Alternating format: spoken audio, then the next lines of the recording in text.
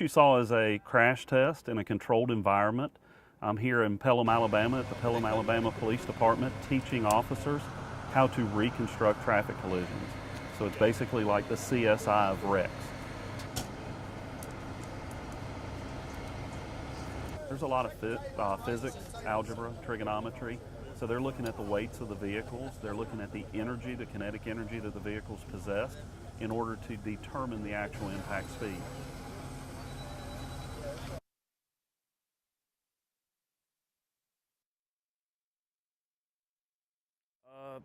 When you don't have a whole lot to go on and you do have charges and you can't talk to witnesses or victims or anything, is for us to be able to put the scene back together to figure out what actually happened, to if there were charges that we could put the appropriate charges on people to give justice. Our reports take about 45 days. We do about a 45-day getting everything put together to where we can actually put it out there. Obviously you don't want to throw something out there too quick to where we don't have all the facts that we need.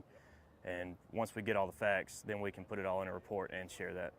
We work with 4 or 5 different agencies around the Shelby County area. It branches us out to different agencies where we all combine and work as one.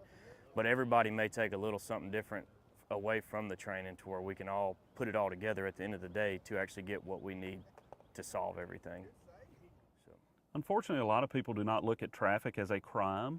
However, if your loved one has been involved in a collision, you want it investigated thoroughly. So it's extremely important for officers to have this knowledge and this training so they can determine what happened in the collision. And if somebody did something criminally, make sure they answer for it. Training is extremely important. These are perishable skills. If they don't use this and don't continue to go to training, they're going to lose these skills over time.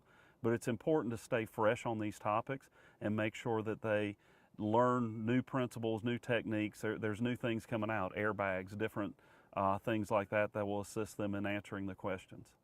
Of course, it can answer questions if somebody did something criminally. Likewise, it can protect someone that if they didn't do anything wrong in a collision, the officers can answer that to a very good degree of certainty that this is not this person's fault or this person didn't do anything wrong. This is what happened, and they can actually protect that person from criminal proceedings as well. This is a 30-mile-an-hour collision that could have been a fatality for the passenger in the other vehicle. So it's extremely important that people realize how dangerous traveling in a motor vehicle is, and they respect what they're doing.